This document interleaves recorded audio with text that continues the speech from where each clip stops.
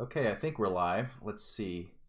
Gotta let the lag go through to know if we're live or not. We should be. Okay, I think we're live. Yep, there we go. Now everyone can hear us a second time before I get a chance to mute it. So, how are you guys doing? Hanging in there? It's a lovely Sunday evening in the United States right now. Oh yes, absolutely. What's up? It would be even better though if things weren't the way they were, but they are, and that's why we're here to talk about it. I'm just mesmerized by that photo you have up. It's incredible, isn't it? It's incredible. And it does make a great transition into the first topic. It does make a great transition, doesn't it? So specifically, I guess you're referring to in Oregon. Now, was this a town in Oregon that did this, or why don't you give me the rundown here? So, I mean, it's pretty short and sweet rundown. Lincoln County in Oregon, the person in the thumbnail is the commissioner of that town. And they have officially made an order as of a few days ago that in Lincoln County, Oregon, which is, I think it's about 90% white, you are required to wear a mask unless you're a person of color for reasons that I believe have to do with racial profiling. Why? Okay, racial profiling. Why? I don't know, something about the town is so white that if you're a person of color, you're in danger. That's the alleged reasoning. How? There's still, I feel like there's still more there. Like, okay, let's try to do this. Let's try to do this right. How do you get from a town? The exact exception. The exact exception is people of color who have heightened concerns about racial profiling and harassment due to wearing face coverings in public. Well, that is the exact word for word in the order. That is how they justify this. So this isn't fake news. This is straight from the horse's mouth here. Why is it that someone would be concerned about racial profiling, especially if you're wearing a mask, which reduces the ability of people to tell what race you are? I mean, I'm not going to pretend like I understand it fully. I guess I don't know what your mindset has to be like, all right, yeah, this is a great idea. Let's just do that. Well, remember, we're dealing with critical theory, so there is no logical explanation. But I still want to try to think about, like, why is this the case? Why is this why did somebody say this? By the way, if you're wondering who this lovely person is on screen, this is Claire Hall. And she is the commissioner of is it the commissioner or a commissioner? I'm not sure if there's only one or multiple ones. But this was the person that gave the order that face masks are required, but only if you're white and you're not. And I just find it interesting that it's impossible to be racially profiled if you're anything other than a person of color. And then in addition to that it somehow wearing a mask and exposing more of your skin makes it harder to racially profile you. Right. Okay. My guess is, more than anything, it's just a way to, I don't necessarily like the word virtue signaling in the situation, but I can't think of anything better. It's just kind of a way to include people of color are a special exception in our order, regardless of how much sense that actually makes. That does just seem like a virtue signal, except it's not. So there is a kind of virtue signal. So usually you see virtue signal used as a pejorative by those who oppose this. I guess you would. Like somebody would calls it SJWs. Someone like that would use that term in a pejorative sense.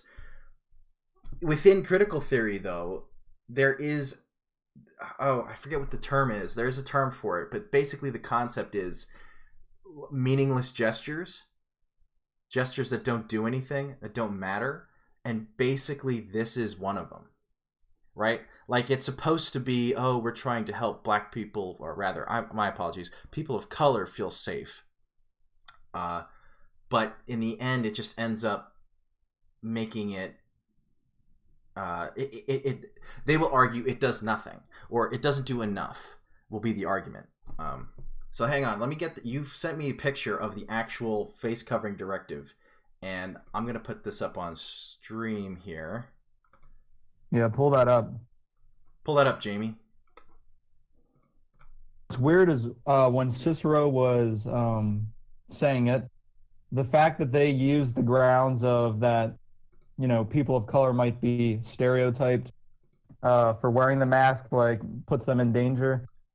They didn't do this for like a health reason. Like there's some studies that people are saying that people of color are more likely to catch the coronavirus and stuff like that. Yeah. I guess the other weird thing is, even like by specifically distinguishing that only this group doesn't have to wear a mask, isn't it going to be obvious to everyone, even if they somehow weren't aware of this order, that, hey, that's a special group of people that doesn't have to wear the mask? Yeah. Exactly correct. Even so, you could say, okay, you're telling us there is a health crisis to the point where facial coverings are mandatory, right? We have used government power to force you to wear a piece of clothing, right? That's like saying you must wear a hijab. It's the same thing, right? For whatever reason, you are still using government power to force people to wear a piece of clothing. Now, you could argue that, well, the reason is because people are going to get sick and die from a disease that's very infectious and very deadly. You can make that argument, and that's a valid argument. The problem with that then is when you start saying, well, we're actually going to accept people, cause exceptions for people which have no reason other than they would feel nervous wearing it, which means it's okay if they die because we don't want them to feel nervous. It's better for them to die than to feel nervous. That's the art. Yeah. You have like that by the basic logic of which again, someone from critical theory is not going to give a shit. But if you take what's being put out there and actually think about what that means, you're basically saying people of color are less important because we'd rather they die than be nervous about being racially profiled. I don't know about you. I would rather be racially profiled than nervous. Rather than dead, rather. My apologies. Anyway. Just reading that now, though, people of color who have heightened concerns about racial profiling and harassment due to wearing face coverings in public. I have yet to... Who voiced the concern? Who said, I don't want to wear a mask because I'm worried I'm going to get racially profiled? Who made that argument? Anyway. It could have just been one person, but as long as they were the loudest voice, That is true. And we've seen the tactics of some of these people where it's a small group of people, but they're like, you need to enact this or we're going to cause trouble. Right. Pretty much threatening. So maybe they did it under threat. I don't know. If you look at the corporations who pull, episodes of like the Golden Girls and Community because of quote unquote blackface, where it's like very, questionable as to whether that even is blackface. And it's because they're giving in to like 4 people on Twitter. It's a similar phenomenon where the loudest voice is the one that think, oh, this represents what everyone is saying. But the problem is the people who are against it don't feel the need to speak out and say anything about it. Or they can't. Mm-hmm. Or they can't, depending on the situation. Which, that is a great segue into... let's not move on. Let's stay here. We'll come back to that later. So the next part of this is neighboring crazy coast state California has done something that's tangentially related to this, correct? Yeah, I'd say it's in the same area. So the California state legislature voted to strike the following words from the state constitution, and 75% of them did it, so it wasn't like narrowly passed. So here are the words that they said no longer fit the California state ethos, basically.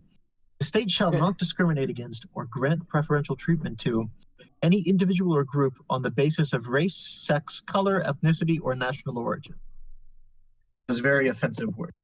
Incredible.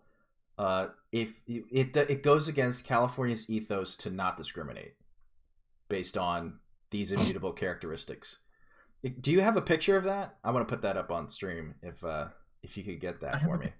The vote. I don't know if I have a picture of the words in the Constitution, but there's the vote. Okay. Yeah, I'll go ahead and. Like, how do you even justify that? That's a great question. I think so. The California state legislature is very heavily Democratic, and is it? Democratic member. Yeah, I know that might be shocking. So the Democratic members of the state legislature were very much in favor of this for many of their constituents. So in California, this might surprise you guys if you didn't know, the state schools are, well, I don't know how true this is going to be anymore, but like the UCs and maybe the CSUs, like the University of California and California state schools, not allowed to use affirmative action. So that's based on, I think it might be specifically this section, but it might be some other section that has very similar wording. But basically in California, you weren't allowed to discriminate based on any of this, ergo not use affirmative action. So that's why like UC Berkeley and UCLA and all that are something like both 40+% Asian. And it's basically because it was race blind. And so there's been a big push to get rid of these don't take into account race, because race is an important factor in who people are, and a push, at least that's what they purport to think. And so I think this is just one part of that. I'm not 100% sure whether this is now officially gone from the Constitution or if people have to vote on it, because California does you vote on proposed amendments. So I think it might still be that the citizens would have to pass this.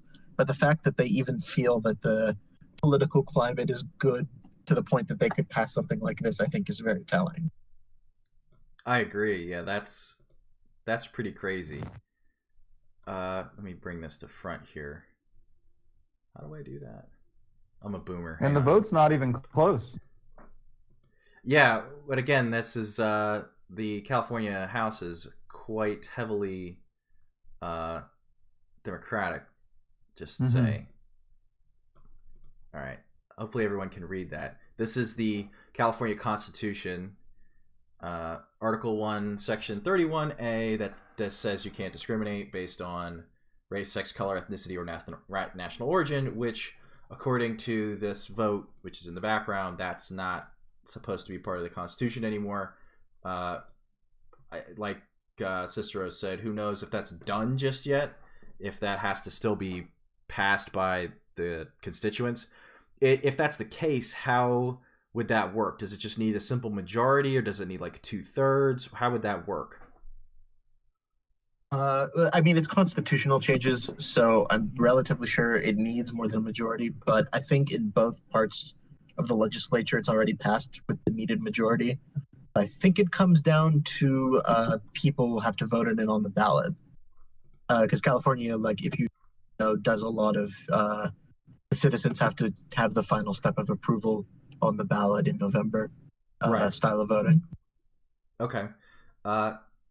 So there's still hope, although I really heavily doubt that this isn't going to pass. I don't see how that's the case, that this doesn't pass. Then I guess, so you're saying... Sorry, go ahead. Sorry. What was their exact reasoning for getting rid of this? It doesn't fit the ethos anymore? So I read a pretty telling quote in, I think it was the LA Times, something like that, that essentially said, here, I'll read you the actual quote. So he said, He took an important step towards real change by passing this bill, one that values the lives and rights of Black American descendants of slavery. This momentum to get the job done in November, and let's make sure Black Americans in California benefit significantly. That's a quote from Chris Lodgson of the American Descendants of Slaves Sacrament. So I think that's pretty telling as to the reasoning behind doing something. So yeah, that's their narrative. So it is explicitly designed to say, well, we're going to be allowed to discriminate now, and we want to discriminate in favor of Black Americans. Yes. That's a fair interpretation of that statement, I believe. That's absolutely fair. Specifically says, let's make sure Black Americans in California benefit significantly. So this is I don't understand how someone arrives at the idea that because of issues that go back hundreds of years, the only way to fix that is to basically do the same thing that was done. It's just an eye for an eye. There is no nuance beyond that. There's no, well, maybe that's a bad idea, because what happens, let's say, I'm not saying this is going to happen. To be very clear, I'm not saying that's what's going to happen. What I'm putting forward now is a hypothetical. Let's say that we institute Jim Crow for white people. White people have to sit in the back of the bus. White people have to drink from different fountains. White people have to go to different schools, right? Same thing in reverse. And the reasoning is because we need to undo the damage that was done by slavery and Jim Crow and segregation, etc. Right? Totally hypothetical. This is just step one. Well, hang on. Hang on. So follow me here. Given that, how does that not then give, like who, at what point, who sits there with a stopwatch and says, okay, we've instituted this now, and then they watch the stopwatch and they know exactly when to stop the stopwatch and say, okay, now it's even. Well, that's kind of the point, isn't it? No one ever said we need affirmative action for the next 60 years and then it'll be approximately equal, or we need affirmative action until the point where X% of college students are minority or whatever it is. Yes. There was never any specific goal, but there's a reason there's no specific goal. Agreed. It's done because it allows you to basically do whatever you want, because as long as you're vague, you can say, well, I was still right. I still did what I said I was going to do. And in the end, though, it's also these, what they're asking of, or not asking, they're demanding these things. There is no time limit on them because they have no intention of stopping. There is no ultimate end to all of this. I think it was, where did I hear this? I forget who I heard it from, but I think it was I think it might have been Orwell, which, cliche, everybody talks about Orwell. But I think it was something to the effect of the utopians, people who hold utopian ideals will never be satisfied, because even if they reach what they think is the utopia, they'll find something wrong with it and then just continue to say we're still not at the utopia. So there's it is the ultimate goalpost move of all time. This is just, it will never, there is no goalpost. It's just do what we say. So yeah, you pretty much nailed it, because this is only step one, but somebody's going to keep moving the goalpost, and it's just going to happen in little increments, and then eventually you're going to have an oppressed society again. Yeah, I mean, I don't know. It just seems so ridiculous at this point. I mean, a lot of the most successful, if you look at college admissions, just because this is the easiest way, there's obvious, positive or negative or whatever you want to call it, discrimination based on race. And so a lot of the top performing Black people and the people who get in at the highest rates are people from Africa who come to the US, who have immigrated to the US, whether it's a teenager or a child. And they're often the most successful in the cohort of Black as a race trying to get in. Mm-hmm. But that's obviously not the goal, right? The people who are planning this aren't like, we need more Nigerians to get into college. So Right. it's even in the vein of focusing on getting more Black people into college, they're not even successful now. Right. So they're, and I mean that's not something that will ever be focused on, really. But in the vein of, there's never going to be a utopia. There's good. I mean, people from all over come to this country to try to, get into our colleges and learn and gather the knowledge, because this is a very good place to do that. So, there's always going to be factors like that complicate things. So they're never going to get the utopia, but that's kind of the point too. Correct. And Cicero, your defense of the United States just proves your white supremacy. All right. Protect your privilege. There we go. Moving on now. You know what though? I was thinking. Actually, this reminds me of something. I was listening to Joe Rogan and Brett Weinstein's podcast. Like Joe Rogan had Brett Weinstein on. It was like a week or two ago, and specifically talking about like Black Lives Matter and the undercurrents of critical theory that have stained the movement. And I think there's a lot in it that I disagree with. I don't agree with Brett Weinstein and Joe Rogan's formulation of how Black people in this country are treated. And this is going to sound stupid, I think, but I'm going to try to articulate it as best I can. Basically, Brett Weinstein and Joe Rogan made the argument that there's still an issue, because what happened was there was institutions like slavery that eventually were eradicated, and then segregation, which was eradicated. But what happened was the population of former slaves and those who lived under Jim Crow, what happened was, according to them, that they never moved beyond where they were. Like they basically, it wasn't going to get any worse, but nothing was done to make it any better for them, was the argument, is what it sounded like.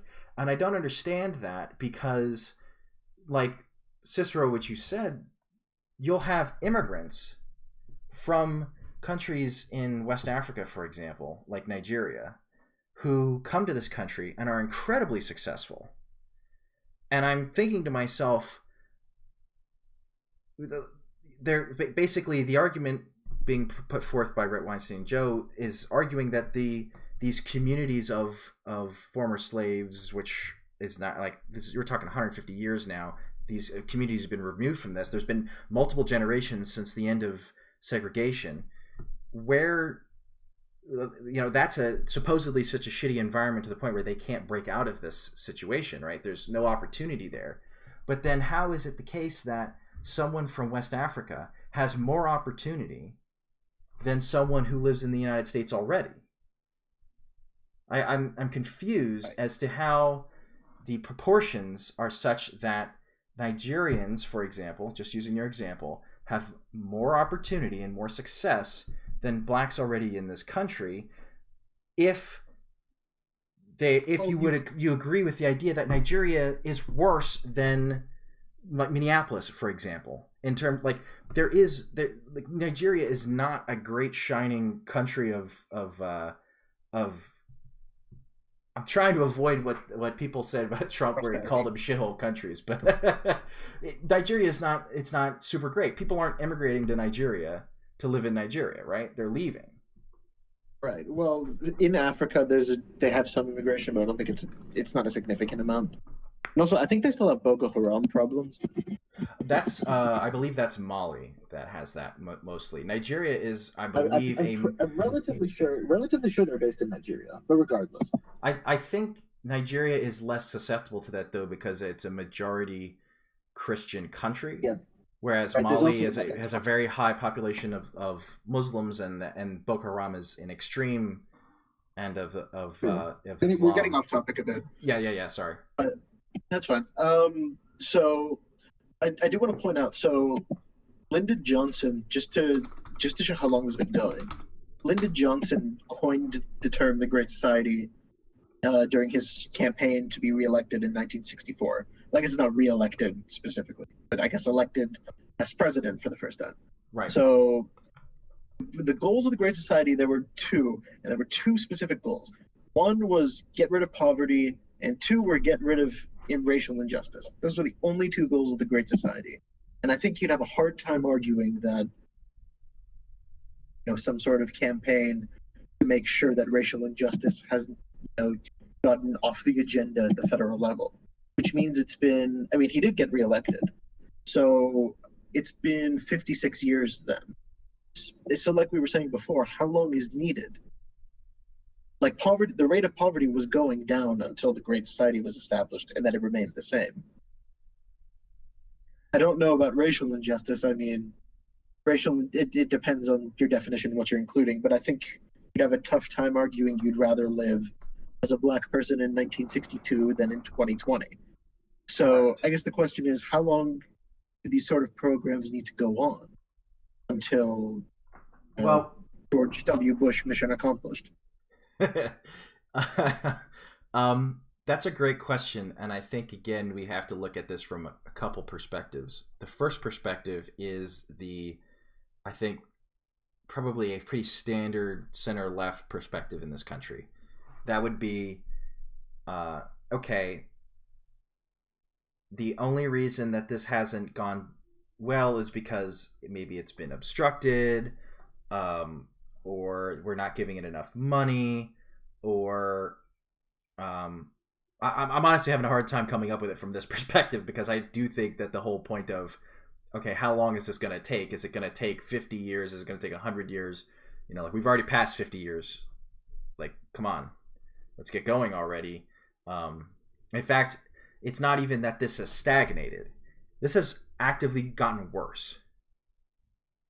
This is not the economic situation of the African American community is substantially worse now than it was in the era of the Great Society.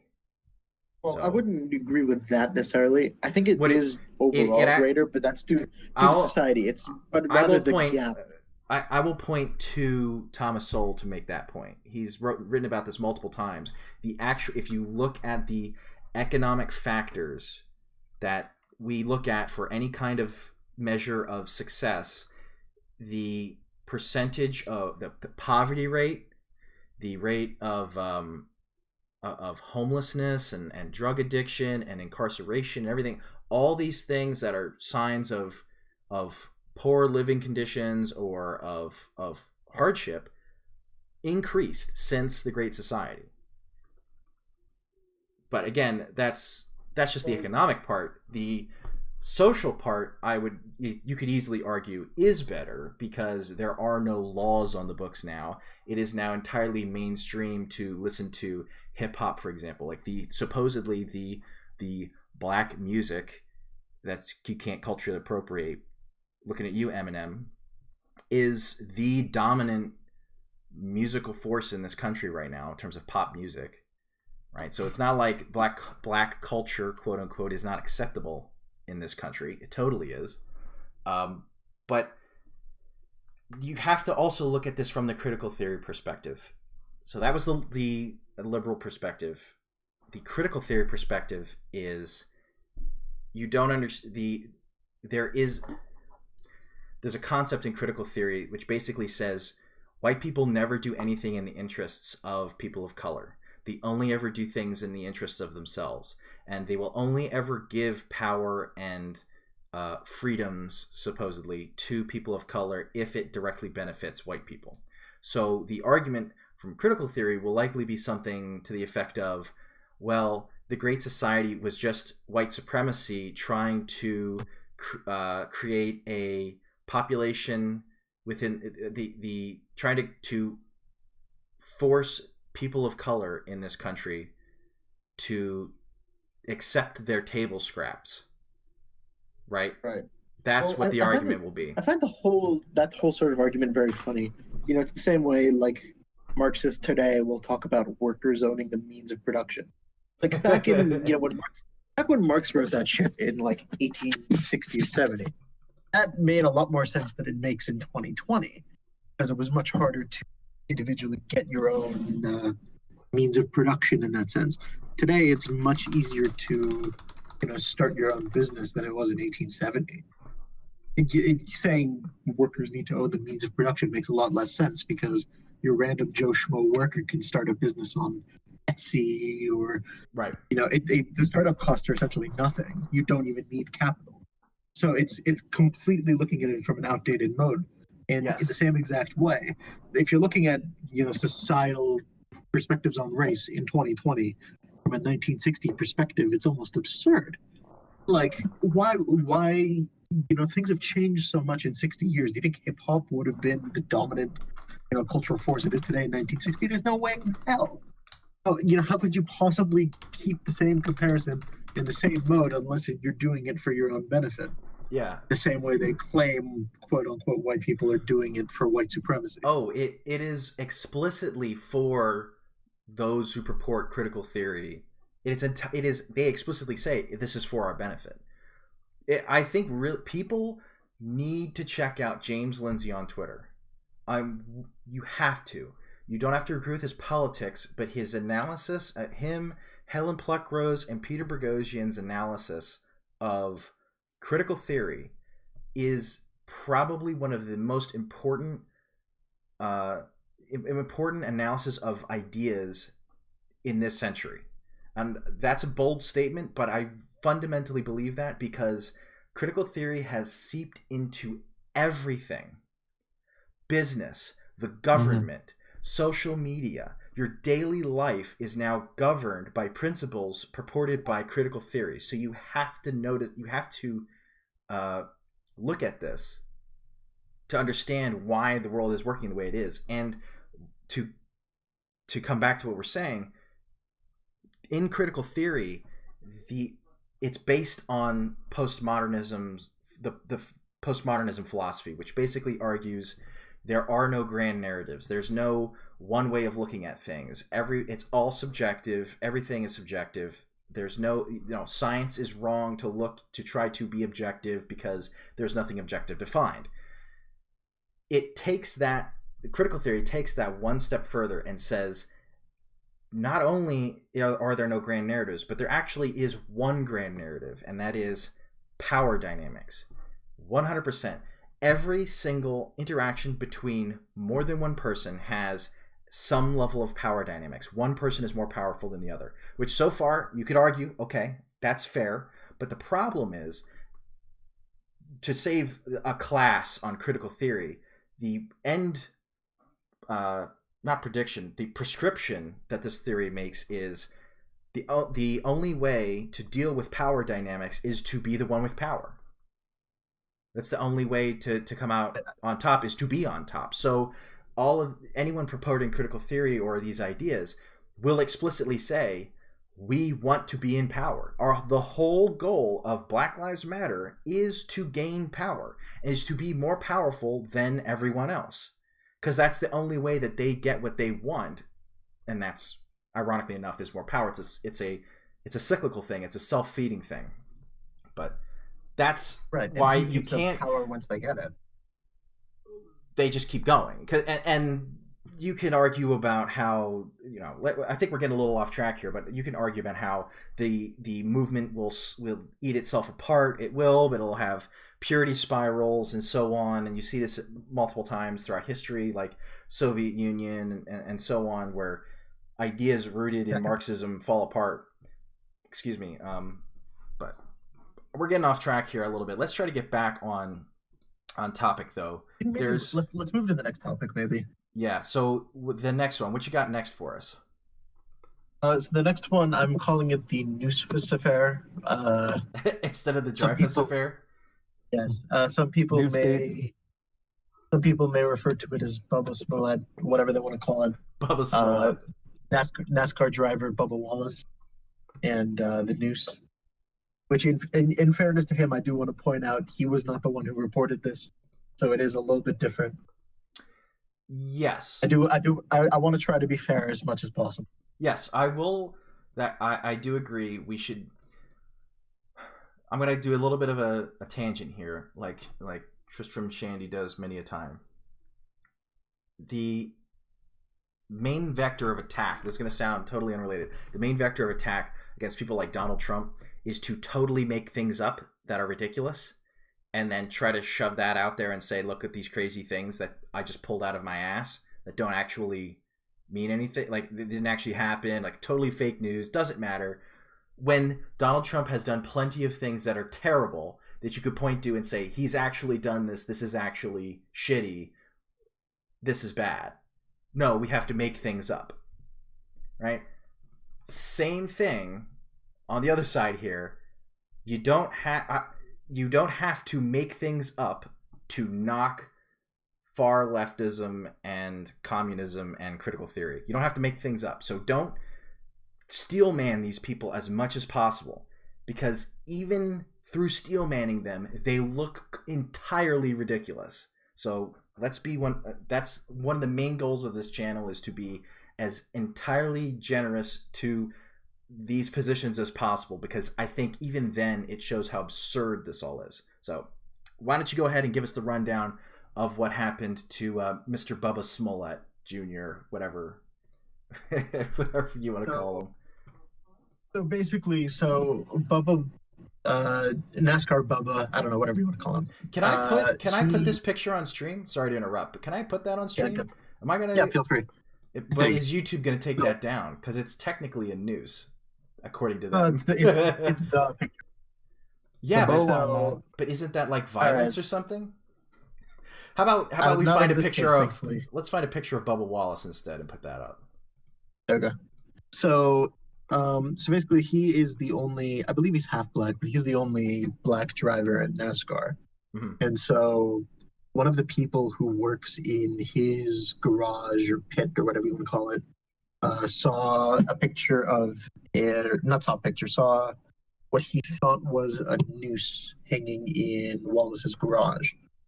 And obviously everything has kind of been shut down for the last few months. So It wasn't like a huge amount of people had access to this garage. So essentially he thought he saw a noose. You could Google the picture of the noose if you want to decide for yourself whether it looks like a threatening thing that you should call the head of NASCAR or the cops over if you want. And he basically, what the person who found the noose or the purported noose did was he, head of NASCAR, and they looked through, I think, all of the garages, and they claim that this is the only one that was tied in this fashion. You'll get some people who say this is a, garage door puller. You'll get some people who say, this looked like a noose. It's very good that, they called the FBI and got this whole thing sorted. They actually called the FBI and they had 15 agents work on this case. And so basically the FBI determined within a day that it wasn't a hate crime. It had been there for, I believe, 8 or 9 months. So since the time that Bubba Wallace's team had taken over. So not sure where you guys want to take this specifically, but I think it is an interesting incident to talk about, especially from the perspective of NASCAR, I think. Because I think NASCAR is, honestly, more than Bubba, I think NASCAR is the one that was trying to take advantage of this. That's an interesting 100%. That is I believe that. This comes in the wake of NASCAR banning the Confederate flag at their events, at any sanctioned NASCAR event. People were upset about it. A lot of people were saying, this was our heritage, the size of the South, whatever you want to call it. And then when this happened, it just kind of seemed really curious that this happened directly after that, and NASCAR was like, see, this is why this stuff needs to be banned, because there's a noose found in the garage and there's racism. Interesting. That's plausible. I think that's plausible. I caution though any stock taken in that, because there's no evidence directly to show that, but I do think it's entirely plausible that is true. By the way, this is Bubba Wallace wearing the I Can't Breathe t-shirt. this is simply the best one I could find of him. We can actually see his I face. just wanted to add. I wanted to add my 2 cents just because you know I like to bring out the conspiracy side a little bit. Yeah, you do. But I mean, it would be in NASCAR's interest if you think about, okay, if there's this massive movement happening, all this unrest out there, Black Lives Matter is really pushing this. It would make sense to say, well, let's amplify this and try to use it as a way to say, to justify what we're trying to do. Now, I do think there's some flaws in that, though. For example, NASCAR themselves came out and agreed with the FBI's understanding that it wasn't done, like, it's not a noose. It's specifically supposed to be a pull down for the garage door, right? Whatever. Even if that's not true, they still also then said it. Even if it was a noose, it wasn't put there because he was going to be the driver in that garage. So that's counter to their interests, if they decided that that's what they wanted to do. So I do think there's a flaw in that.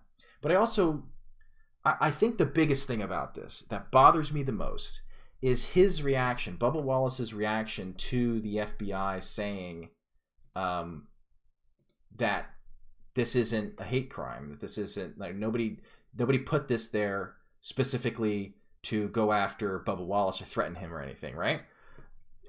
Basically, he just kept, I'm entirely paraphrasing, there's no quote I'm going to give here, I don't have anything up right this second, but he basically said, I don't care, the effect is still the same. Yeah, which makes no sense whatsoever to say that. Yeah, I mean, that's my number one problem with all of this. He could have come out and said, okay, I'm glad no one actually did this. Like, wouldn't you want to live in that world instead? Wouldn't you want it to be true that wasn't actually a noose?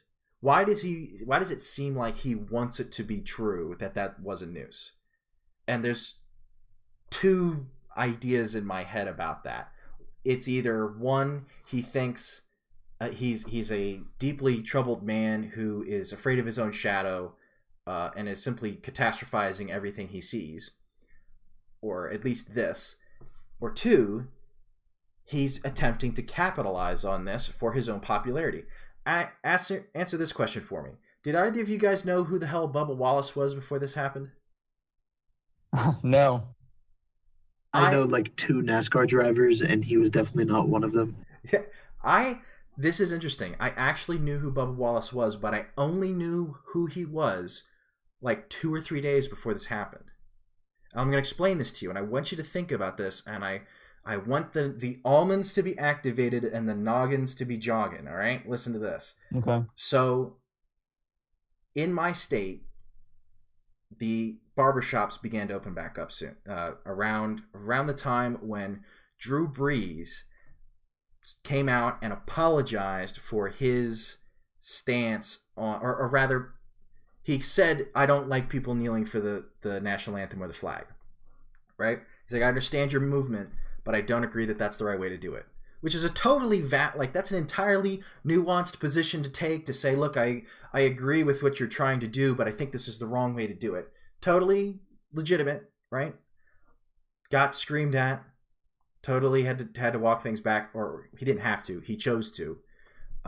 He totally cucked. But that they were talking about this on, I think it was like ESPN or something like that, and I'm in the barbershop. ESPN is on the TV. I'm getting my hair cut for the first time in 3 or 4 months, and on the TV, to talk about Drew Brees saying the things that he did, they brought on Bubba Wallace with Mike Tirico to talk about how he felt about this being the only black NASCAR driver. And at the time, of course, I'm just like, whatever. Who's this guy? I don't know. I don't watch NASCAR. I don't care. And it's just crazy that a week or 2 later, all of a sudden now he's national news about, and he's everywhere. I just found that incredibly convenient. And I don't know, there's zero evidence to say that was coordinated or anything like that. And I'm not saying that it was. I'm simply saying that is a mighty coincidence. It is a mighty coincidence, and sometimes you can just kind of feel it in your gut when you're talking about something that it's something's fishy about it. Yeah, And whatever there the seems fishiness, like there's something going on. Whatever the fishiness is, don't know, don't have any data on that, so we can make no definitive statements about that other than that's fishy. By the way, I do want to give a shout out to JGreenriver in our chat here. He's the only guy that's engaged with the chat so far. I appreciate it, man. Anyway, so do we have any other comments about Mr. Bubba Wallace here and the Noosefuss affair? Maybe I'm more forgiving. I don't know. I feel like he definitely took advantage of the situation, for his own convenience, and for whatever was convenient. Like he's not the one who reported it. NASCAR was kind of the one who blew it up, and I think NASCAR definitely blew it up for their own benefit, considering the whole march that happened the next day and the steps they've taken since. Someone posted something about like they played something that's essentially like a Black people anthem. I don't remember what the song is. Before the race today, and so I think they're clearly trying to transition in that way to try to be more appealing to the the city fans rather than the rural fans kind of idea. I think that's what they're going for. I think I'd put this more on NASCAR than on him. He definitely took advantage, but I think ultimately it's NASCAR was trying a strategy, and so when someone reported this, they issued the statement immediately saying it was a noose. They didn't say alleged noose or possible noose or whatever. They immediately issued a statement and forwarded it to the FBI, and it took the FBI a day to determine that it wasn't a hate crime. I think if NASCAR truly FBI looked at that and they went, nah, fam, what the hell is this? Like, if NASCAR really cared, they could have looked at the camera, right? They would have been looking at the camera. All right, who put this in there? Let's figure this out, and we can get rid of this guy and make a really good statement. Yeah. But obviously, it wasn't a hate crime. Right. Looking at the cameras and trying to determine who did it wouldn't have been good for them. So issuing that statement was much better for them. So they opted for that instead of, trying to do an accurate investigation. So now. So I would put it more on them. Now, obviously, he took advantage and was a bit brash with how he described everything.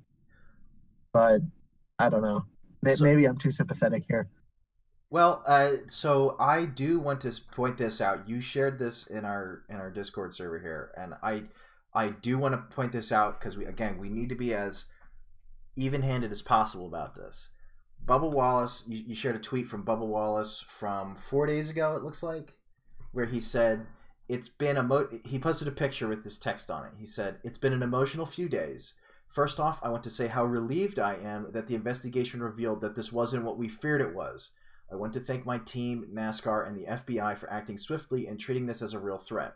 I think we'll gladly take a little embarrassment over what the alternatives could have been. Make no mistake, though some will try, this should not detract from the show of unity we had on Monday and the progress we've made as a sport to be a more welcoming environment for all." Now, I don't care about the last part of that. I do care, though, that he did say, "I am relieved that this wasn't what we feared it was." So I will give him total credit there that he's saying, you know what, it's not what we thought it was going to be. It took him a while to do this, I will say that. But in the end, he did release a statement saying, you're right, this isn't what we thought it was, and that's a good thing. So I will give him credit for that. But the other thing is he did go on Don Lemon and say that anyone who didn't believe this story was, dumb or trying to look for reasons to say it's not true. So not to give him full credit, give him some credit. Yeah. Regardless, so there's a thing too where even after the investigation came out, he was still going on like The View and stuff like that. Yeah. Since when does The View interview NASCAR drivers? Show me the last time that happened. If it was any time in the last 20 years, I'd love to see it. I don't think, I guarantee all the hosts of The View have never watched NASCAR in their life. Guarantee. That's a safe assumption. But now it's oh, Bubba Wallace, oh, we love you so much. We're such big fans. Because that's what the one person said in the interview. They're like, oh, we're such big fans, Bubba. It's like, yeah, I'm sure you are. I'm sure you are. Didn't even know his name up until this happened. Incredible. So, all right. I think that's all we really need to say about the Noosefuss affair. I think that's pretty. I just want to add one final thing. Okay, go ahead. So if there was a video released about that with the garage lane at Talladega, that was like back in October or something, and they show that it was the noose was actually there back in October, and that wasn't even Bubba Wallace's garage. Right. They assigned it to someone else. And it was assigned to somebody else. I can say just, personally from having a barn at home, also called like a running bowline knot. Yeah. And those are used for door pulls, and they're used for other things. It's kind of a slippery slope when we just instantly assume that, oh, it's a noose and it's racist. When it was probably just somebody who literally, because it is a handy knot that is used for, you can use it as a handle, you can use it to lift things. So. Well, no, I think we should catastrophize everything immediately. Yeah. No nuance. All right, so let's go ahead and move on to the next topic we have. And what is that, Fair Cicero? What's our topic next? So next we're going to talk about the number of statues that have been pulled down or attempted to be pulled down. Okay. And there's quite a lot. Got a picture for us to put up? Gonna have a relevant. I will try to find one. Background. I mean, there's so many statues that have been pulled down. Right. Or yeah. So who do you want to talk about first? Because there's been a couple. So I think. Let's start with the obvious. So let's start with the Confederates. Okay. So I think there's. I want to try to find a list, or at least do you guys know any specifics that have been pulled down? Let me find some. Let's find some, because I know there's been a few that like legislatures and mayors and stuff have said we're just going to take these down ourselves, and I know there's been a couple that mobs have just come and taken down, but again, I don't have. Right. Not, okay, so let's find some specifics to do this. So if I know in the UK there's there's a guy who was a slave trader, and he basically made all of his money through slave trading, and he basically he made the city of Bristol what it is. Bristol in the UK. He spent a ton of money on the city, and there's a statue of him in Bristol that got pulled down and thrown in the river. And they also want, if you know who Robert Baden-Powell is, yes, he's the guy who founded Scouting. Yep. And they also want to take his statue down for, I believe, Nazi sympathizing. Something along those lines. So I think that's relatively tangential to the Confederate stuff.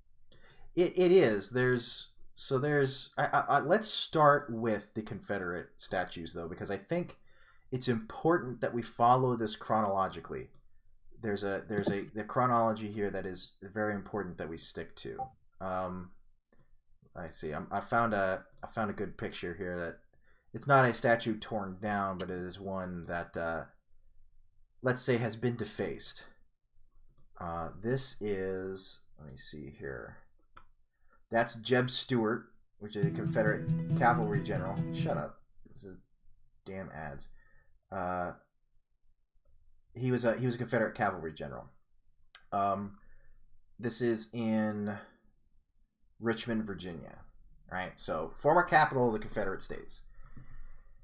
It's been defaced with BLM, Black Lives Matter, Breonna Taylor, more Black Lives Matter, defund hate. ACAB, right there, bam, because Jeb Stuart was a cop. Yeah. I don't know what Jeb Stuart has to do with cops, but okay. So let's say, all right, you want to take down Confederate statues. Let's take a poll here. Who thinks that statues to anyone associated with the Confederate... Well, let's not say anyone. Confederate generals. Let's say they're statues of Confederate generals. Should we take them down? What do you guys think? I think... Oh, okay. So I think what's worth discussing is the history behind why it went up in the first place. Like, think about it. Why do we have statues to Confederate generals in the first place? Like, they were talking about we have statues of Confederates in, like, the U.S. Capitol, not just in the South. Why do you think, if you don't know, why do you think we have statues of Confederates up? Are you asking me, or is this rhetorical? I'm asking you, like, if you don't know the answer, why do you think we would have statues of Confederate generals standing in our country? Because they're still Americans. Because they were traitors in that way, right? Right, but every single one that was alive afterwards reswore allegiance to the Union. So they were traitors, and then they came back. So I don't know that that's the case. That's an idea. I'm just throwing that idea out there to be clear. Right. So it might be surprising, but basically the reasons that a lot of these statues went up, the majority of them went up between the 1890s and the 1950s, I believe it is, specifically due to like Jim Crow kind of laws. So most of the early memorials, and these are some of the ones that are getting pulled down, most of the early memorials were just like generic. Here's a memorial to the Confederate soldiers who died in the war. And there were some general ones, but mostly it was generic, like Tomb of the Unknown Soldier kind of monuments. But later on, it was a lot more like, here's a statue of Robert E. Lee, Jefferson Davis, Stonewall Jackson, whoever it was. But the reason that we have them in the Capitol specifically, I believe, is essentially during Reconstruction, it was kind of a reaching out symbol of, hey, we know you're still Americans. In the South, these are still very honored people. And so we will put up statues of them as a gesture of bringing the country back together. Right. And so whether that's a good reason to keep them up or not, I don't know for sure. But that's the reason they were put up there in the first place. And so when you get, people talking about right now, there's people who want to pull down that statue of Lincoln and the freed slave rising up because it looks racist, even though it was paid for by freed slaves and commemorated by Frederick Douglass. So in that same way, I think it's worth looking at why those statues were put up in the first place. Yeah. I agree with that. So do you think then, do we all agree that there is an argument to be made that you could make an argument, not that you agree, but there could be an argument to take down statues to Confederate generals, soldiers, etc. Is it reasonable to make that argument? Do you guys agree? Yeah, I think there's an argument. Okay. Now I think it's all here. You can keep going. So yeah, so we agree that it's not out of the realm of possibility. Like, it's totally within the Overton window to say, should we really have statues to Jeb Stuart up? Right. That's a legitimate question. Now, I don't agree that we should take them down. Maybe you could say, well, we're definitely not going to build any more. But I don't think we should take them down because I don't like the idea of erasing history, regardless of, like, saying that, oh, he was a bad guy and he fought for the wrong side. Well, sure. Yes. But he existed, and he was a powerful symbol to a lot of people in this country, and it's a very important person in this country's history. And you can if you want to put a plaque there and say, look, this guy was fighting to overthrow the Union and preserve slavery. Totally, like, that's entirely what happened, but I don't think we should tear them down. Now, regardless, I think that both of those ideas can coexist peaceably. right? The problem is it's like most critical theory things, it has wedged itself into, it's found a kink in the armor, so to speak, of this country, in that we have, there's Confederate statues. That's bad. And it has worked its way in there and used that to exploit our sensibilities and to say, well, now we can destroy everything that this country is founded on. And here's how I make that claim, because not only we're like, let's take down statues of Confederate generals and so on, it's moved on to, well, now we have to take down statues of people who have ever owned slave, which means George Washington and Thomas Jefferson, despite them being some of the few people in the South at the time that were actually like, maybe we should get rid of this. Mm-hmm. Totally forgetting the context of when they lived, because they'd owned slaves. They are no longer worthy of this country. Okay. Right. Yeah. Now we like everything they've done is now tarnished because they were a slave owner. So now we've got a question. I think. Wait, hang on. So this is very important. Why are we tearing down Confederate statues? Because they were traitors. Then why are we tearing down George? Slaves. But why? Well, I see. I think that's different, though. If you polled people in this country and said, I would make the argument. This is a claim that I don't have any evidence for this, but I would argue if you polled the people of this country, I think a majority of the people would say, I might not advocate for tearing down these statues, but I don't care that they're being taken down because they were traitors. Okay? But then if you said, well, what about just people who've owned slaves? I think that number will decrease. Because especially if you say, what about George Washington? I think a lot of people will go, wait, why are we taking down statues of George Washington? Like, he is the country's father. Like, that's the guy that we look to and say, first president, led the army during the Revolution, all that stuff, right? Like, this guy is an embodiment of this country, good and bad. Why are we taking down statues of George Washington? Thomas Jefferson wrote the Declaration of Independence, taking down statues of Thomas Jefferson. Was he a traitor? And I think that's where you start to lose a lot of people. But the point I'm making is, the point was never to take down statues of Confederate generals. It was to tear down the foundation of the country and its founding people and ideas and narrative, which is the Revolution and then the end of slavery and all that stuff. All that is to be thrown away, which is why you see people go after statues of Washington, Jefferson, Lincoln, of all people, and like Teddy Roosevelt, interestingly enough, all four on Mount Rushmore. Right. And there's also Ulysses Grant, which I think is a hilarious one. Yes, let's go into Ulysses Grant. I want to get into this one specifically. Someone find me a picture of the Grant statue, please. So, just to clarify about Ulysses Grant, so he did own a slave for a year. However, he did not necessarily purchase that slave. It was an inheritance. I fucked up to talk about people that way, but whatever. So the slave came to him by inheritance.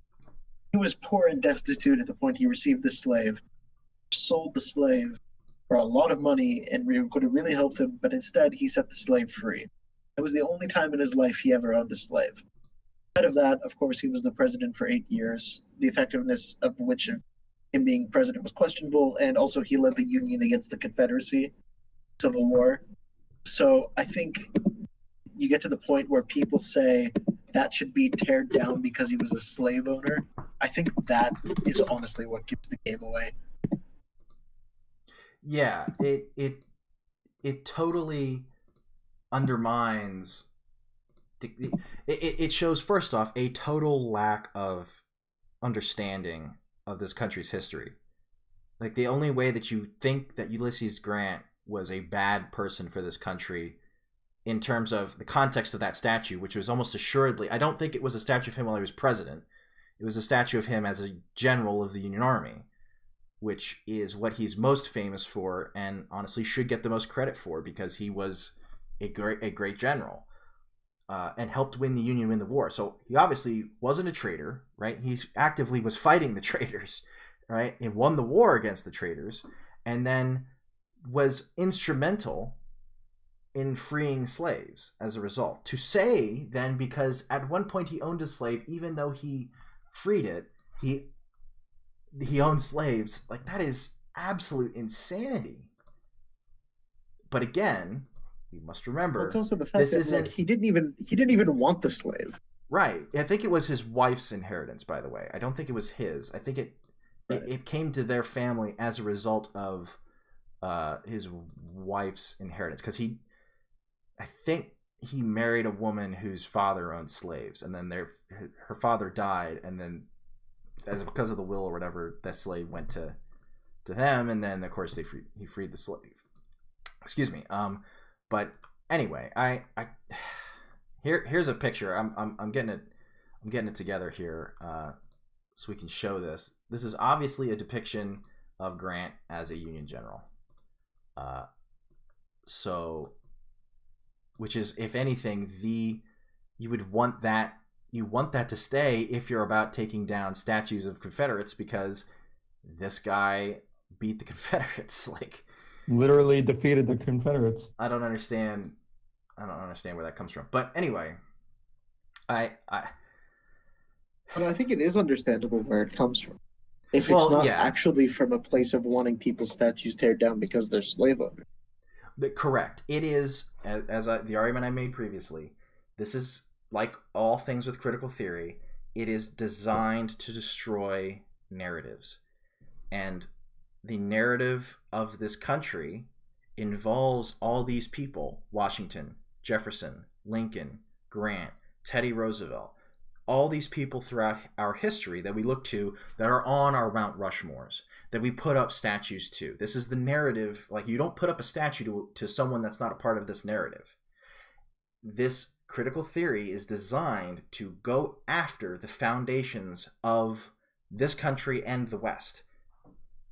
So, and this proves it. This is the proof, because Ulysses Grant didn't do nothing.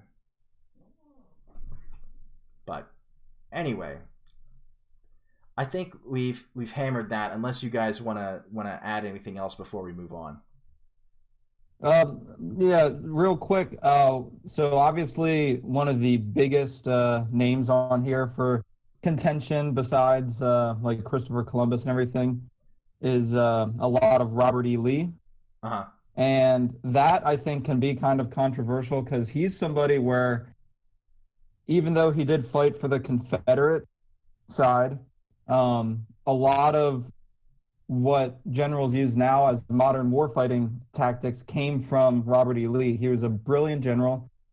He also was the one who, I believe he's the one who donated the land for Arlington Cemetery.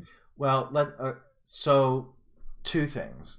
First, to try to be clear, you're saying that if a statue to Robert E. Lee is put up because we're recognizing his military prowess, okay. Yes. That's an interesting angle that I don't think anyone's ever talked about. So I do think we should talk about that a little bit. But because I don't want. I want to correct something, though. He did not donate his land to Arlington.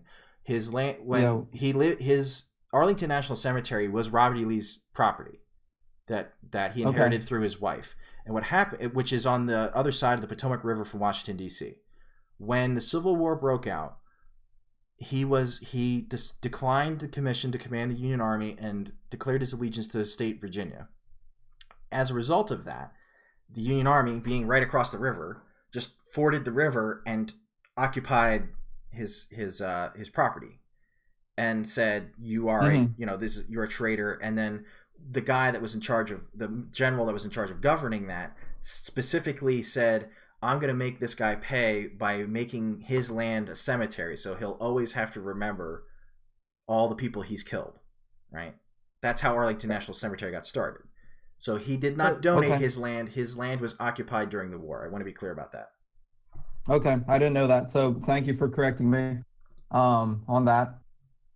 Okay, I want to steelman the other side's arguments here. Well, not even the other side. Just I want to steelman the argument against what we've been saying here. So I don't think Robert E. Lee got a statue of himself put up because he was such a great tactician. He was a great tactician, but that's beside the point, right? The reason he got a statue of himself put up his generalship in the Confederacy. Uh-huh. That's that's the reason Virginia wanted a statue of him. Right. It wasn't because wow, we really need to honor his tactics. And so if you're of the opinion that if you're associated with the Confederacy, you're a traitor and you love slavery and whatever it is it not justifiable to say that person's statue should be taken down? Okay. Yeah, I mean, if we're talking about statues, I could definitely see that. There's also like buildings named after Robert E. Lee at West Point and everything. I think those instances, they are recognizing his military prowess and everything like that. So I do like, but I think you're right. I think a lot of his statues were put up because of what he did. So in the Confederacy. I want to actively. I want to push back on 2 points here, because I think people totally forget. Like, they just focus on the Civil War when, if anybody actually thinks about this, they think about the Civil War. But then, even then, they rarely look at the time preceding and the time after the Civil War. For example, Robert E. Lee was a great commander before the Civil War started for the Union. That was why Lincoln offered Lee the command of the Union Army before, like, as states started to secede. It was only when Virginia seceded that Lee said no. Right? The reason let's not forget that he had quite the reputation as a commander for the Union before the Civil War. So then you could say, okay, well, because of the Civil War, now we throw that away because he decided to side with the Confederacy. Okay. But then what happens after the war? Because after the war, he reswore his allegiance to the Union. Right? He said, you know what? We lost, and we lost fair and square. And him surrendering and saying to his army, we need to surrender, because his army and the South venerated this man. It was only because he surrendered in the graceful way that he did that we didn't get a protracted guerrilla war, an occupation in the South. We very nearly did. Jefferson Davis argued for it. The only reason it didn't happen is because Robert E. Lee said, no, this is stupid. We need to, this is over. And I think what people forget is that Robert E. Lee represents far more than just the commander of the Army of Northern Virginia. He was the guy that got the Confederacy to peaceably come back. Right? He didn't sit there and say, he was the guy who said, no, listen to Lincoln in his second inaugural address. They're saying we can come back with open arms. We must take them up on this offer because in the end, they're still our countrymen. Right? So I think to simply pigeonhole Robert E. Lee as just the general is totally missing the point of why Robert E. Lee is such a big deal. Like you said, Cicero, why did they put up a statue of Robert E. Lee? Because it was a gesture of goodwill to the people of the South who venerated this man.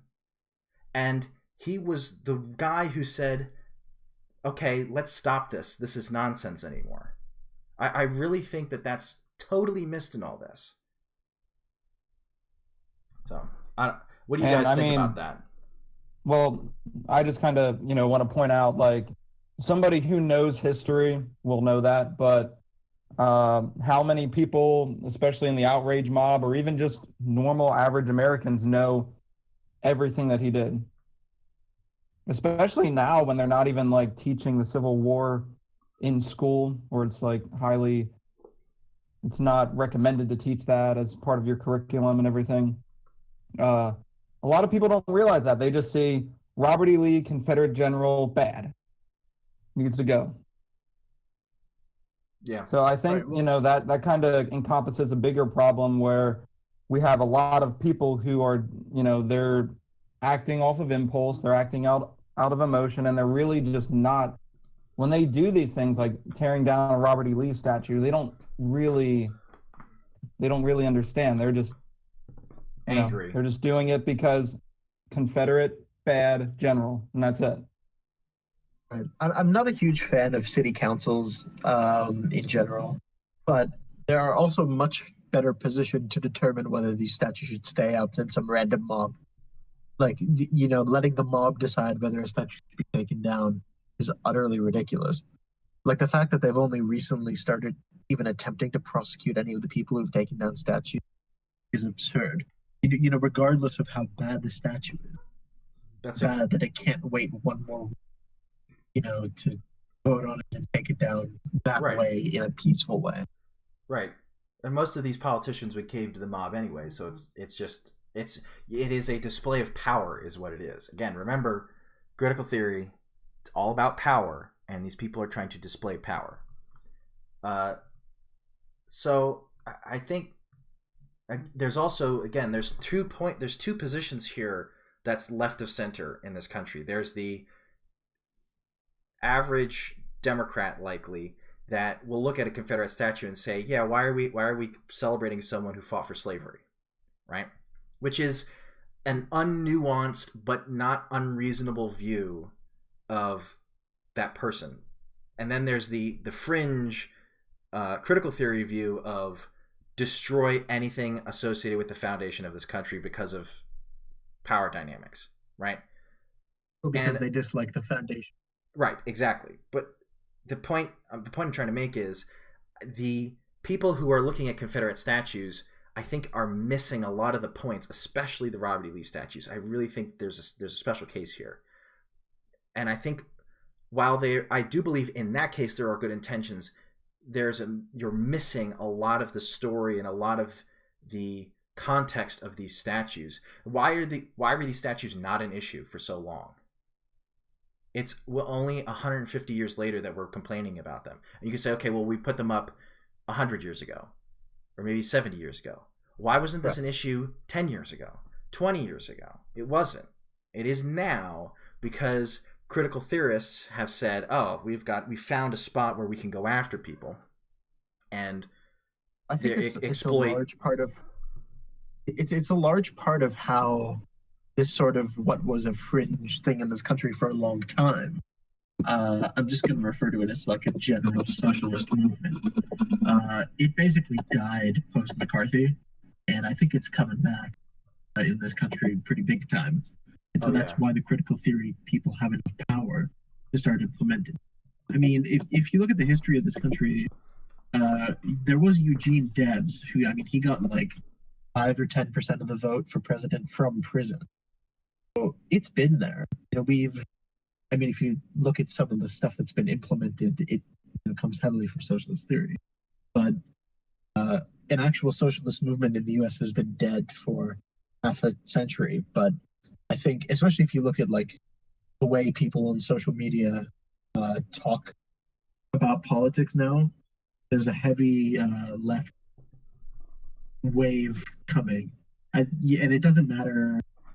Like you guys know the 3%ers, right? The whole reason they're called the 3%ers is because it only took 3% of the population in order to start the revolution. Yes. So if they only need 3% of people to implement whatever they want, I think in the millennial to Gen Z generation, they are way ahead of 3%. I agree. And this is the reason for all that is because I'm going to give a little bit of background here about myself. I grew up in a fairly rural area, and my family was a fairly conservative family, not super conservative. They voted for Clinton in the 90s and stuff, but they weren't. They were. It was the conservatism that they had was largely derived from their Christian faith, and even then, but it wasn't like what people would say like Bible thumping or anything like that. Like they didn't care if like same-sex couples didn't care about that. All they cared about was, why are we paying so much in taxes? Why this country is fundamentally good, all that stuff, right? Milquetoast conservative stuff from the early 2000s, late 90s. And I think when I was growing up, I remember my family, like as I'm getting ready to go to college, they're like, just be careful, because a large part of a large number of professors are very, very left-leaning. Just be careful. Don't let that get you to fail a class because you said something they didn't agree with, and to the point where you failed because of it, right? And I was kind of strange at first, but then I started to see it in real life. And I think this is interesting because my family was saying this in the early 2000s. They're saying, hey, media is fairly slanted to the left. Universities have professors that are mostly left-leaning. It's very hard to find a Republican professor in any university in the United States. Right now, for the past maybe 5 years, people have been saying, why are all these young people why is communism such a popular idea now? Why are there all these Twitter avatars with hammer and sickles in their names? Why is all this socialism stuff coming back? Why? Because universities have been there are vast majority of professors are left-leaning. There's no counterbalance. And so all you get is the left's perspective, which a large portion of it is derived from Marx. So what do you think is going to happen? What do you think is going to happen when entire generations are taught Marxism as a fundamental basis for economics, social theory, any kind of science, all this stuff, history? What do you think they're going to say? They're going to be Marxists. They're going to act like Marxists. Well, I think a lot of it is more subtle than that. I don't think at American universities, most of them are being outright taught Marxism. It's the influence of the ideology that comes through. But is that functionally different, though? Is that any different? I think it is functionally different because I think a lot of people, you need to get through to them with, actual strict propaganda for them to get to the conclusion, rather than the more milquetoast, watered down version. I disagree. But I will make the argument that that's not the case. All you need them to do is just not oppose you. You don't need them to buy wholeheartedly. You just need them to not fight back. Well, true, but I don't think that's what happens for people's explicit ideology. Your own explicit ideology is not going to come subtly, usually, I don't think. I think you need to be exposed to something for it to become your true ideology. Like, I think most of the people who are becoming Marxists, it's not like they, you'd have a hard time arguing exposed to explicit Marxist propaganda their whole way through the school system. More subtle way, they might have been exposed to it, but they're, no one's teaching alienation of labor in 4th grade. No, but I don't think that that's necessary. I'm arguing that you don't need to explicitly say we're going to learn Marxism now to learn Marxism. You just have to you have to present things framed from a Marxist perspective. That's all you have to do, because what I'm saying is it's more of a left-leaning perspective than a Marxist perspective that gets taught, in my. It depends. If you're talking about history, a large part of that is based in Marxism. Like the way that history classes are taught is from a perspective of a Marxist. And I say that specifically because I was just the other semester, I took a history class, and it was all about inequality. That's all it was about. It was American history from 1877 until the present. The thing that was constantly talked about, wealth inequality, which is a fundamentally Marxist concern. Right, and I don't even disagree with that. What I'm saying is I think most people aren't going to take the explicit jump in their ideology. They might. What I'm saying is people will become less opposed to it. Yes. Right, outward-facing ideology doesn't become Marxism because they were randomly exposed to the ideas. There's still an undercurrent in the U.S. to an extent of communism bad. Yes. It's not right. So it's they've been sold explicitly. They've been sold that their ideas aren't Marxistly. They're not. So I guess what I'm saying is because you're being. You can do it. Go ahead. Well, like you could delineate between the people who outright identify themselves as Marxists and then the people who are like, I'm a social democrat, and then have every single policy proposal the same, essentially. Yeah. Like they think they want Denmark, but they actually want the Soviet Union. Right. Yeah, I do think that that's important, though. That distinction is not one without a difference, because saying, for example, you don't have to agree with, you don't need to say I'm a communist to spout communist beliefs.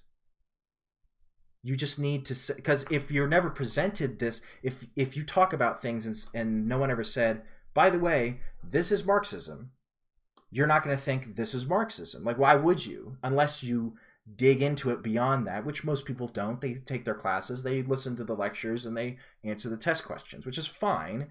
But the problem is it's being presented as this is the right way of viewing the world. And sure, they're not being told it's Marxism. They're not being told this is how communists view the world. And then you get to them saying, well, why is it, why is it why is the Soviet Union so racially harmonious, right? When it wasn't, but that's something you'll be taught in a history class, because that's what the sources of the Soviet Union tell you, but that's not what the people themselves would have told you. But the point I'm making is you don't have to you can advance the cause of Marxism without being a Marxist. You just have to be a useful idiot. Right. So that's what I'm saying is, I see, at least personally, I mean, maybe this is just me, but I see a lot more people who explicitly identify themselves as actual socialist or actual Marxist. Even more so than just the milk toast, I'm a social democrat. I love Bernie, whatever he says, kind of people. Yeah, that's true. Yeah, I see that a lot. I see that a lot as well. Just people straight up saying, "Hey, I'm a Marxist. I'm communist." Have you had, people have even said that they're communist. What's her face that's always on the BBC? Ash Sakar, or how would I say her name? I can't pronounce her name properly, but she's like, she went on the BBC, somebody said something, she goes, "No, I don't think you understand. I'm literally a communist," she said. And I thought it was totally, that's totally okay. If you had anyone go on television and say, "I'm literally a Nazi," that would be it. They would have mugged before they left the building, which, I mean, whatever. But the fact that people were totally cool with her saying, "I'm a communist" on live television, and it was just like, yeah, okay. Excuse me? What? Right. But all right, we're getting way off topic here, unfortunately. I got a picture of Ulysses S. Grant's statue up, and we're talking about communism. All right, so pull up the hammer and sickle, and let's get going. Then we just keep on talking. But I do think, I think we've talked a lot about this, and I think maybe this will be fodder for future streams or videos that we make to say, hey, this is where we start talking about these ideas in a little bit more depth. But let's move on, shall we? Let's try to move off this topic. What do we have next there, Cicero? What do you got for us? All right, so I think we can move to just general protest stuff. So we can talk. I think maybe what we can talk about is the corporate press, mainstream media, whatever you want to call them, reactions to different kinds of protesting. Because in some cases, protesting is a valued First Amendment right, and it could never be shut down for anything. And in certain cases, you're killing grandma. It depends on let's just say what you're protesting for. Yep, that's correct. We touched on this slightly last stream. I don't think we hammered it a bunch, but we did talk about how it's totally okay to protest Black Lives Matter, or to protest for Black Lives Matter, to be clear, but it's not okay to say protest to end the lockdown. And this is, whether or not that's true de jure, it's true de facto because of how our leaders and politicians and mayors and so on are acting. They are actively aiding people in protesting for Black Lives Matter and are actively stopping people from protesting anything else. Or rather, that's not true. Actively protesting anything that is not that is not purported by critical theory. So we've got some evidence here that we're going to put up. I'm getting the image together to put it on screen from Business Insider. So let me see here.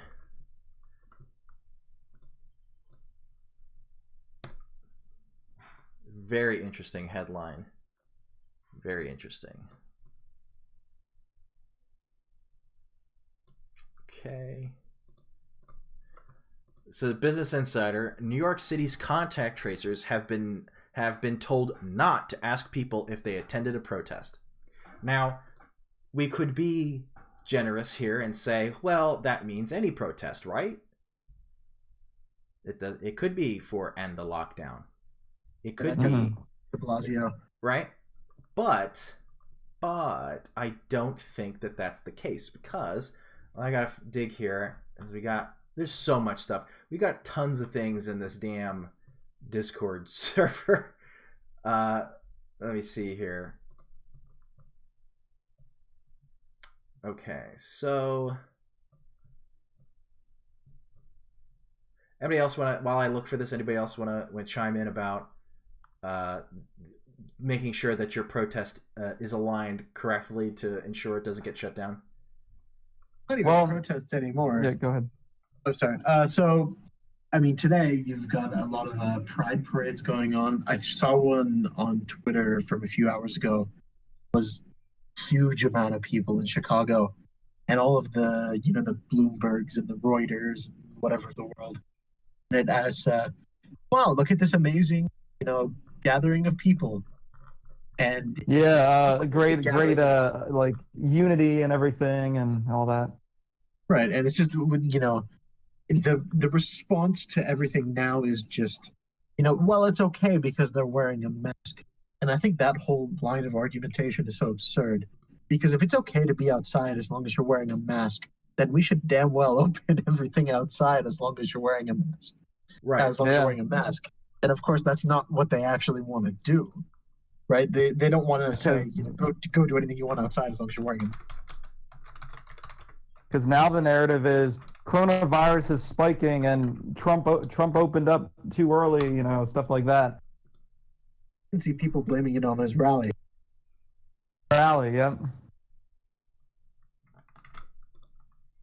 Like, people unironically ask, how can you hold a rally during a pandemic while, saying that protesting is okay? I feel like it's a very bizarre sort of dissonance. I mean, there are people who truly think that the protesting is okay because they're all wearing masks, which, first of all, I find it doubtful that they're all wearing masks. But even outside of that, if photos will show that, like, there are a lot of people wearing masks, but it's definitely not all of them. Right, but even let's give it to them. Let's say every single person at these protests is wearing a mask. Why don't they support just opening anything? Why can't I go to a concert as long as I'm wearing a mask? Why can't I go to a baseball game as long as I'm wearing a mask? Right. That they would be skeptical of. But what's the difference? Everyone is close together, talking, doing whatever, and they're wearing a mask.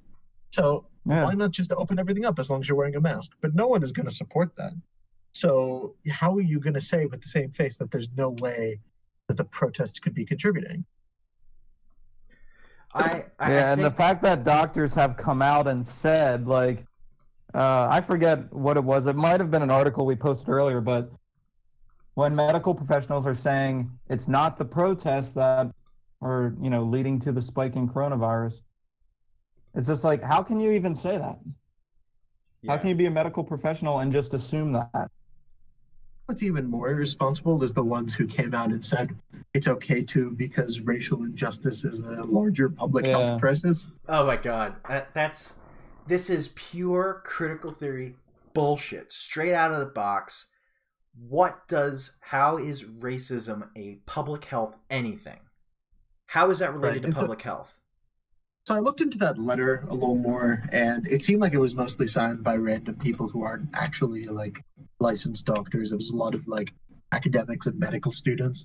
There were a few doctors on there, but it wasn't, like, a large proportion of them.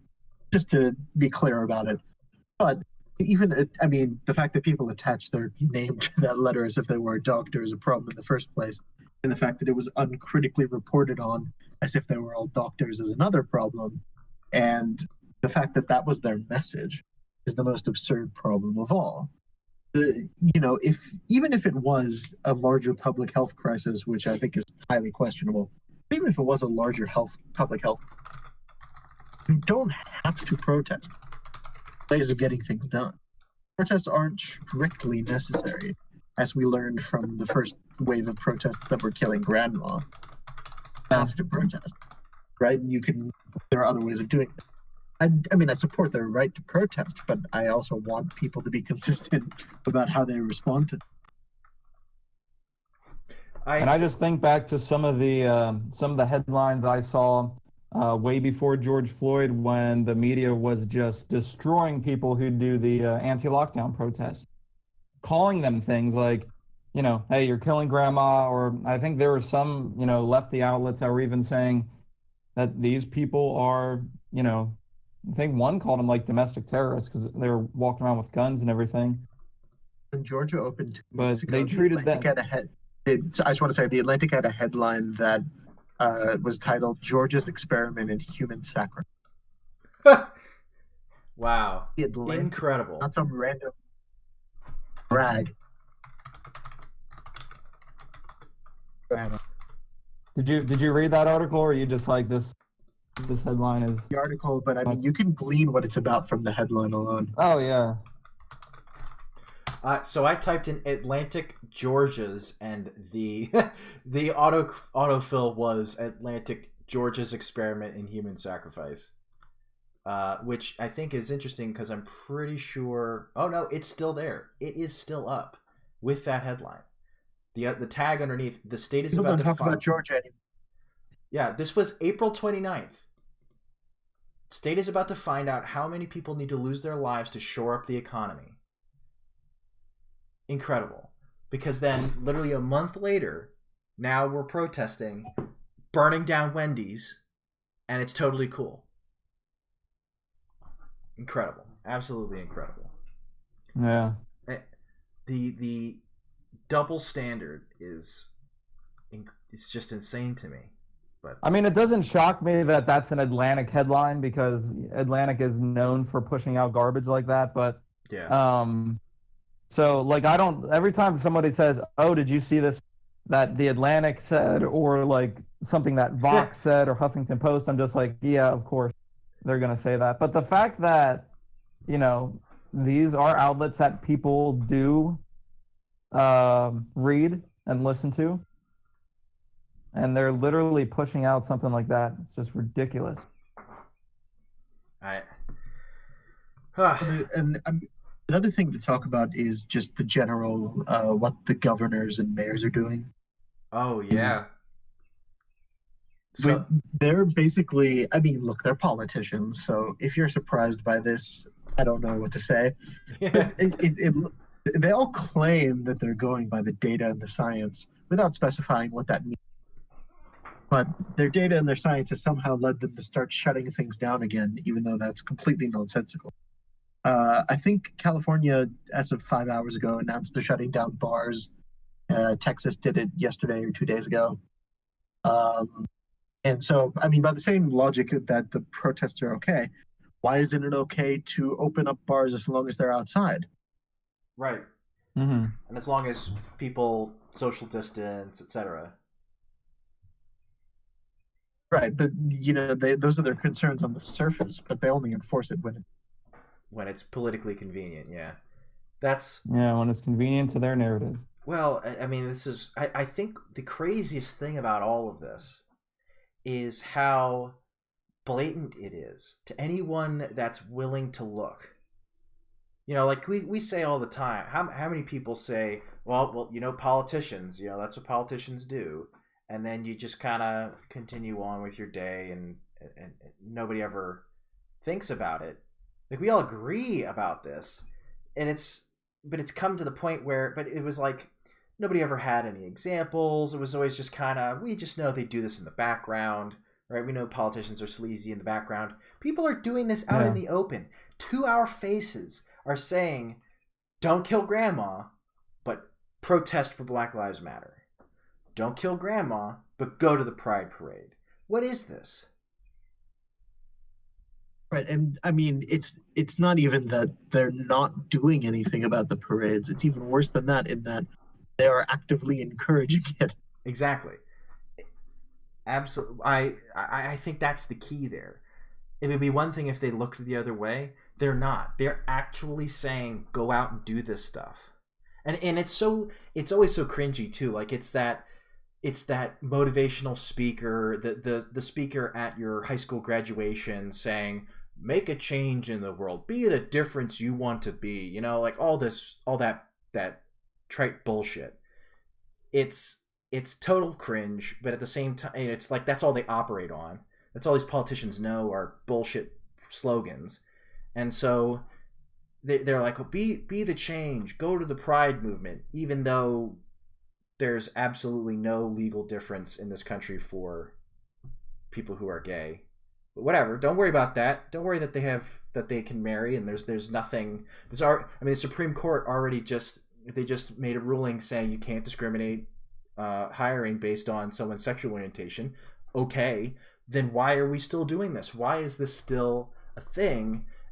And it actually, I know why, and Thomas Sowell talks about why that is. It's because activism doesn't exist to fix the cause it supposedly wants to fix. It exists to perpetuate the activism. Yeah. Same way. Funny, because what's telling is yesterday there was, I think it was a New Jersey judge issued an injunction over, it was either that state or related to New York City or something. But basically, there was a group of rabbis and priests that sued because they were allowing these protests to go on. But you still can't hold religious services.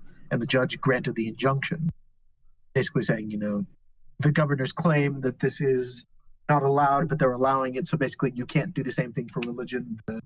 It has to. But the fact that they had to sue for that in the first place, people are talking about the First Amendment related to protesting, but they're not talking about the First Amendment relating to religion. Right, what's the difference? Which is explicit in there as well. I think the problem underlying a lot of this is it's okay when we do it. There's no wrong tactics, only wrong causes or outcomes. You can do whatever you need to do. The ends justify the means. And in this case, you just simply don't have a good enough cause. So you're going to be shut down. But if your cause is deemed worthy, interestingly enough, by those in power, then it's fine. Like I love how I love how all of these movements who claim to be counterculture are entirely mainstream. Like you don't see this is everybody thinks this is the 60s still, and it's totally revolutionary to be like, I think gay people should be able to marry, or I think black people should have the rights as everyone else do. Like that's totally revolutionary for some reason. Like people say Black Lives Matter, like everyone else doesn't go, okay, and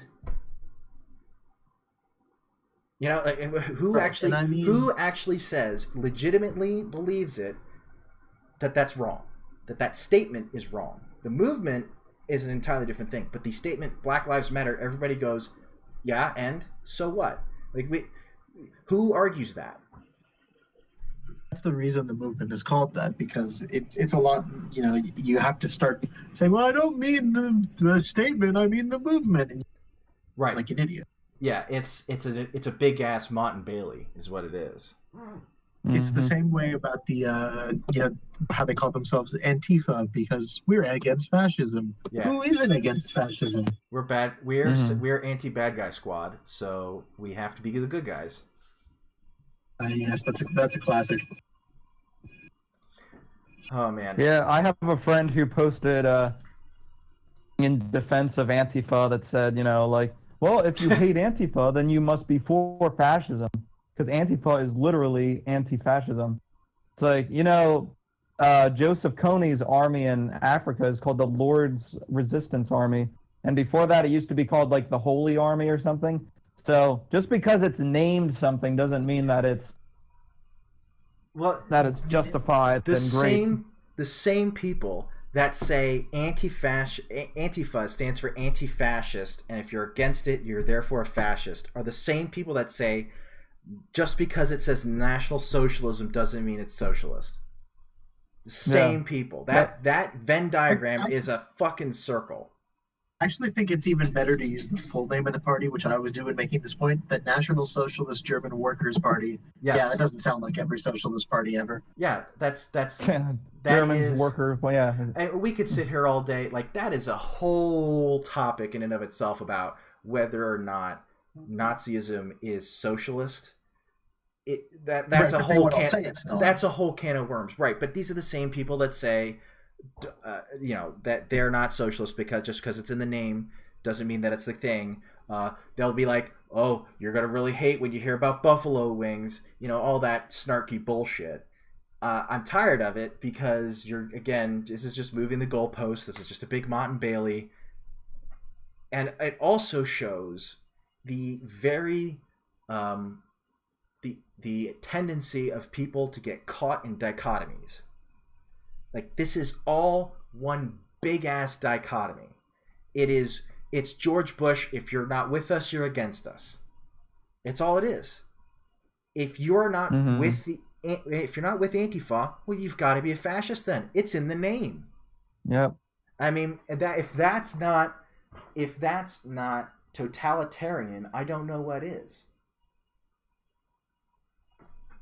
And Shandy, I have sent you some things where, that people I have on social media had posted where it literally demonstrates that. It's like, you need to conform and be exactly the way that we want you to be, and you need to follow this narrative, or you're racist, or you're an enemy. Yeah. There's no in between. You cannot be in between with this movement. You're either for or against, and that's it. Yep. Only Sith deal in absolutes. There you go. They'll like that. Because they all like Star Wars. That's a sad thing, too. I like Star Wars usually, but new ones suck. But anyway, that's not what we're talking about. So, I'm kind of unsure where to go next. I feel like we should still talk about, I'm kind of. Where do you guys think we should take this next? Because we could go down the Antifa route or BLM. Yes, what is it? So, I'm just curious. Like, when you see people posting this stuff, you're either for or against stuff like that. And I've sent you some stuff where, like, the people, like, I don't think that they're actually stupid people. Like, one of them was like a lawyer who was like posting propaganda and garbage and stuff like that.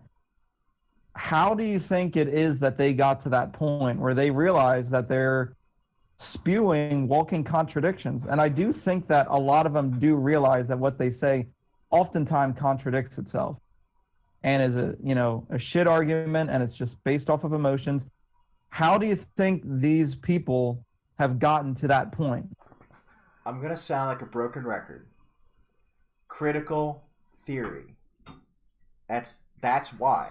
Because in critical theory, there is no such thing as contradiction, because contradiction is a form of logic, and logic is white supremacy. Mm-hmm. Like, that straight up is the argument. So trying to sit here and argue about this logically is going to get you nowhere. Right. You're not going to gain any ground. So so let's say, how does someone who's smart, right? You can't be a lawyer and be an idiot. How do you get to be a lawyer and you have to make very structured, logical arguments, like that's your job. How do you then do that, but then are totally cool with the cognitive dissonance associated with this movement? I think it's because you grew up with it. The things you grew up with become very ingrained, I think. Yes. And so because the ideology becomes ingrained when you're young, it's much harder to realize versus the law, well, you really probably only start learning specifics in your 20s. And so it becomes much easier to see, any kind of weird conflicting things in your arguments because you started it later. No one's learning about the, distinctions of the Obergefell decision at age 7. Mm-hmm. I hope, at least. Well, maybe there's a savant somewhere probably doing that. But yeah, I mean, like your average, average person is not doing that. So that was kind of like the direction of my question, was like the average person. Like, there are a lot of people that, like I said, lawyer, one's an architect and everything. So they're definitely not dumb people. And I really think that, like, when they post some of this stuff, there has to be something going off in your mind, like, this doesn't make sense. Mm-hmm. But they post it anyway. Right. I think, again, because I think the answer to that is that there's no the ends justify the means. They've already come to the conclusion that their cause is correct, so it doesn't matter if they contradict themselves attempting to further their cause, because the cause is good. It doesn't matter how, like, it's a fundamentally religious argument too, if you think about it. It's and in not a good way.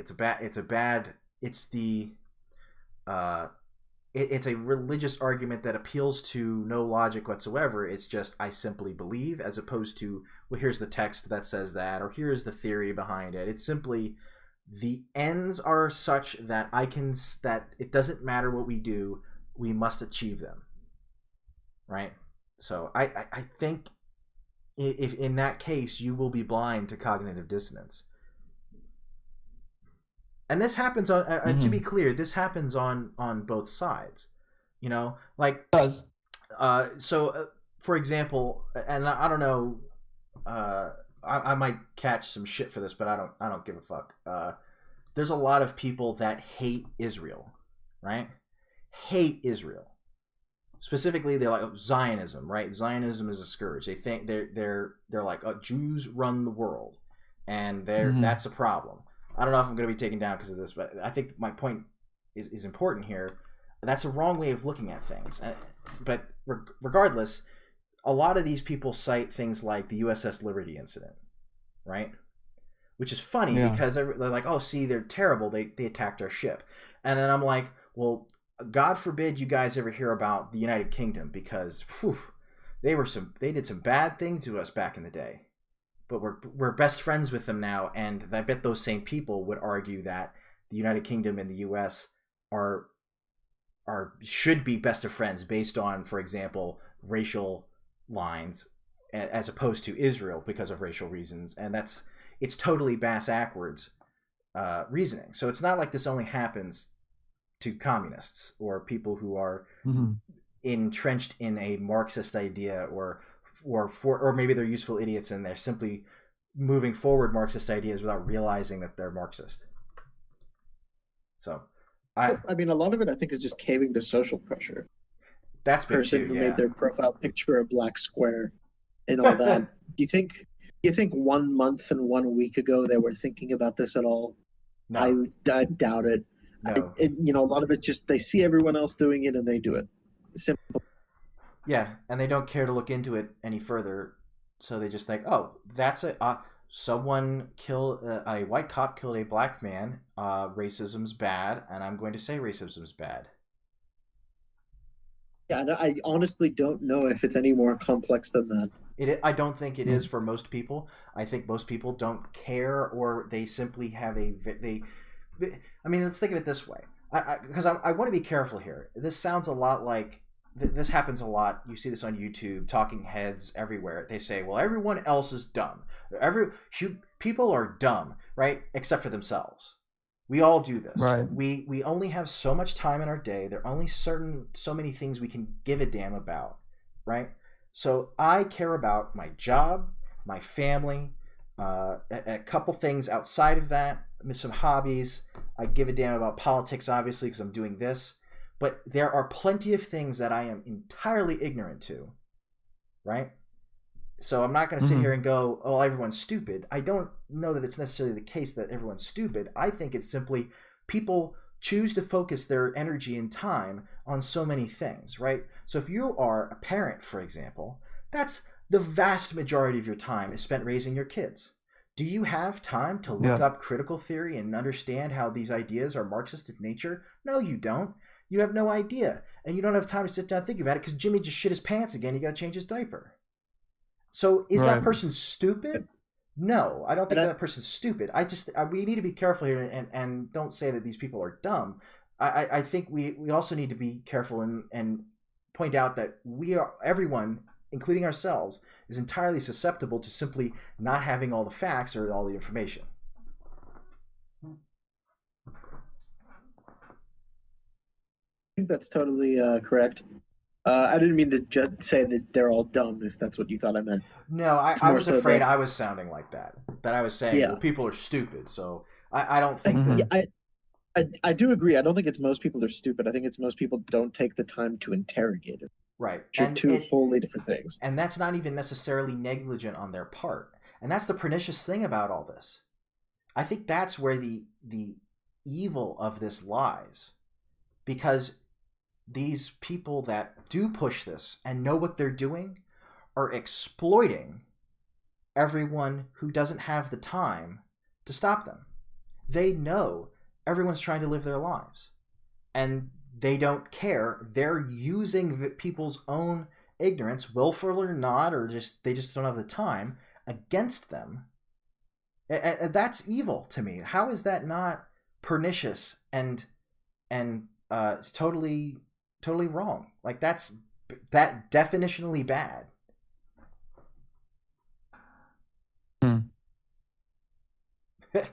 All right. So it's just it is wild. Like when you see some of the stuff that's posted and you're just like, do they really think that? I guess they do. Yeah, unfortunately. So we're almost to 2 hours now, so I think we're going to try to wind this down a little bit. We covered a lot of stuff. We covered the it's okay to discriminate against white people now in California, or it will be soon. The Oregon mask for white people only. The Noosefuss affair, statues of various types, and general protesting things. Protest stuff. I think what we want to talk about very briefly, just touch on, is an idea for a regular video that I'm going to try to make one of these days. And so to kind of just lay this out, and so if anybody's watching this and has any ideas about this, comment below or try to get a hold of us somehow, because I want as much input on this as possible. I think there's something to this. I was listening to a Sargon stream, LOL, right? And he was talking about Parler, and he was saying about how Katie Hopkins, the feminist, I think, she got banned from Twitter recently for some reason. I don't even remember why.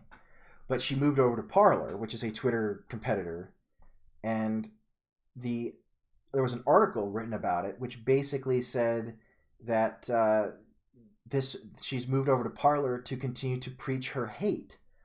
And it made me think about, how many times do we hear stand against hate? You know, don't do hateful things, right? Like, actually, hang on. There's one of the pictures we had up. I think it was of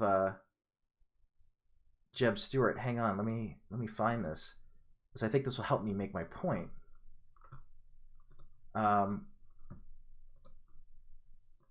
What is hate? Why is hate all of a sudden the buzzword now? Why are we talking about hate constantly? Hate speech. Yeah. So if you take a look at this, where does it say defund hate?